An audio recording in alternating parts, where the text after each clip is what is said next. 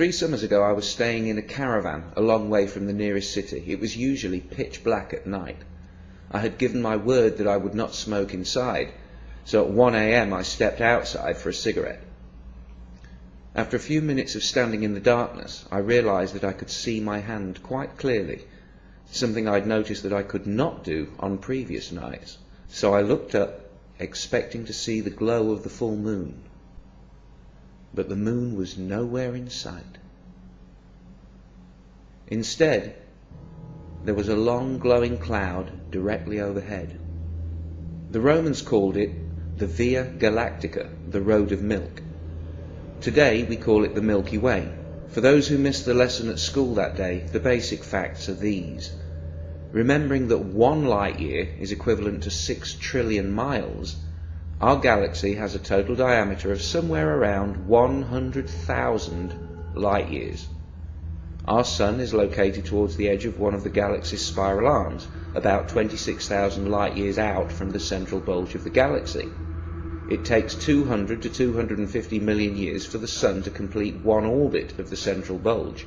Surrounding the galaxy, above and below the disk, in a spherical halo, there are approximately 200 globular clusters, which may contain up to 1 million stars each. The Milky Way itself contains 200 billion stars, give or take. These numbers are essential to understanding what a galaxy is, but when contemplating them, some part of the human mind protests that it cannot be so. Yet an examination of the evidence brings you to the conclusion that it is. And if you take that conclusion out on a clear, dark night and look up, you might see something that will change your life. This is what a galaxy looks like from the inside, from the suburbs of our Sun. Through binoculars, for every star you can see with your naked eye, you can see 100 around it, all suspended in a grey-blue mist. But through a modest telescope, if you wait for your eyes to adjust to the dark and get the focus just right, you will see that mist for what it really is. More stars, like dust, fading into what tastes like infinity. But you've got to have the knowledge. Seeing is only half of it. That night 3 years ago, I knew a small part of what's out there, the kinds of things, the scale of things, the age of things, the violence and destruction, appalling energy, hopeless gravity, and the despair of distance. But I feel safe, because I know my world is protected by the very distance that others fear. It's like the universe screams in your face. Do you know what I am, how grand I am, how old I am? Can you even comprehend what I am? What are you compared to me? And when you know enough science, you can just smile up at the universe and reply, dude, I am you. When I looked at the galaxy that night, I knew the faintest twinkle of starlight was a real connection between my comprehending eye along a narrow beam of light to the surface of another sun. The photons my eyes detect, the light I see, the energy with which my nerves interact, came from that star. I thought I could never touch it, yet something from it crosses the void and touches me. I might never have known. My eyes saw only a tiny point of light, but my mind saw so much more.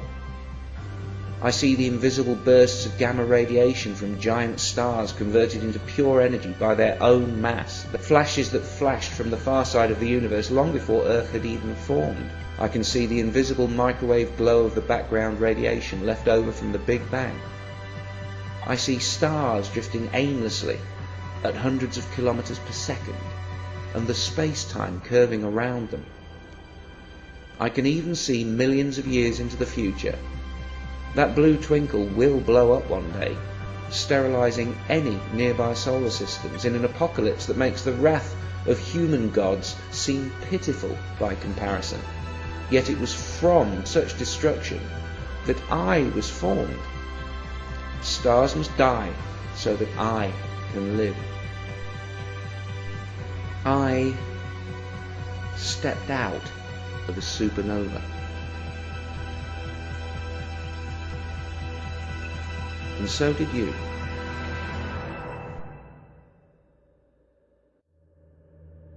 In light of this unarguable fact, this hard-earned knowledge, this partial but informative truth, what place then in the 21st century and beyond for the magical claims of organised religion?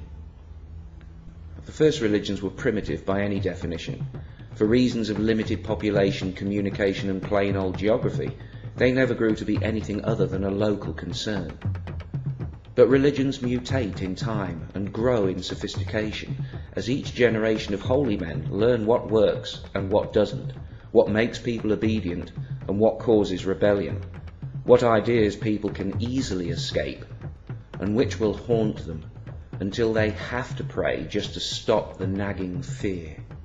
When populations grew, due to the slow but steady growth of knowledge, as if confronted by a bumper harvest, the religions went into an arms race with each other, from gods of wind and thunder and sea. The threats, incentives and claims of power escalate until every dominant organised religion has a god that is all-powerful, all-loving, all-seeing, and words like infinity and eternity are deployed cheaply, while all other words are open to abuse until they mean exactly what the religions want them to mean. That night under the Milky Way, I, who experienced it, cannot call the experience a religious experience, for I know it was not religious in any way. I was thinking about facts and physics, trying to visualize what is, not what I would like there to be. There's no word for such experiences that come through scientific and not mystical revelation. The reason for that is that every time someone has such a mindgasm, religion steals it, simply by saying, you had a religious experience. And spiritualists will pull the same shit. And both camps get angry when an atheist like me tells you that I only ever had these experiences after rejecting everything supernatural. But I do admit that after such experiences, the moments when reality hits me like a winning lottery ticket, I often think about religion and how lucky I am that I am not religious. You want to learn something about God? Okay. This is one galaxy. If God exists, God made this. Look at it, face it, accept it, adjust to it, because this is the truth, and it's probably not going to change very much. This is how God works. God would probably want you to look at it, to learn about it, to try to understand it. But if you can't look, if you won't even try to understand, what does that say about your religion? As Bishop Lancelot Andrews once said, the nearer the church, the further from God. Maybe you need to run away from the mosque, away from the church, away from the priest and the imams, away from the books, to have any chance of finding God. Squeeze a fraction of a galaxy into your mind, and then you'll have a better idea of what you're looking for. To even partially comprehend the scale of a single galaxy is to almost disappear. And when you remember all the other galaxies, you shrink 100 billion times smaller still. But then you remember what you are. The same facts that made you feel so insignificant also tell you how you got here. It's like you become more real. Or maybe the universe becomes more real. You suddenly fit. You suddenly belong. You do not have to bow down. You do not have to look away. In such moments, all you have to do is remember to keep breathing. The body of a newborn baby is as old as the cosmos. The form is new and unique, but the materials are 13.7 billion years old, processed by nuclear fusion in stars, fashioned by electromagnetism. Cold words for amazing processes. And that baby was you, is you. You're amazing, not only alive, but with a mind. What fool would exchange this for every winning lottery ticket ever drawn? When I compare what scientific knowledge has done for me and what religion tried to do to me, I sometimes literally shiver. Religions tell children they might go to hell and they must believe, while science tells children they came from the stars and presents reasoning they can believe. I've told plenty of young kids about stars and atoms and galaxies and the Big Bang, and I have never seen fear in their eyes, only amazement and curiosity. They want more. Why do kids swim in it? and adults drown in it? What happens to reality between our youngest years and adulthood? Could it be that someone promised us something so beautiful that our universe seems dull, empty, even frightening by comparison? It might still be made by a creator of some kind, but religion has made it look ugly. Religion paints everything not of itself as unholy and sinful, while it beautifies and dignifies its errors, lies and bigotry, like a pig wearing the finest robes. In its efforts to stop us facing reality, religion has become the reality we cannot face. Look at what religion has made us do to ourselves and to each other. Religion stole our love and our loyalty and gave it to a book, to a telepathic father that tells his children that love means kneeling before him. Now, I'm not a parent, but I say that those kids are going to turn out messed up. It cannot be healthy for a child or a species.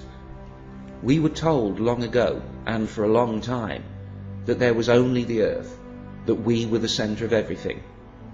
That turned out to be wrong. We still haven't fully adjusted. We're still in shock. The universe is not what we expected it to be. It's not what they told us it would be. This cosmic understanding is all new to us, but there's nothing to fear. We're still special. We're still blessed. And there might yet be a heaven. But it isn't going to be perfect, and we're going to have to build it ourselves. If I have something that can be called a soul that needed saving, then science saved it from religion.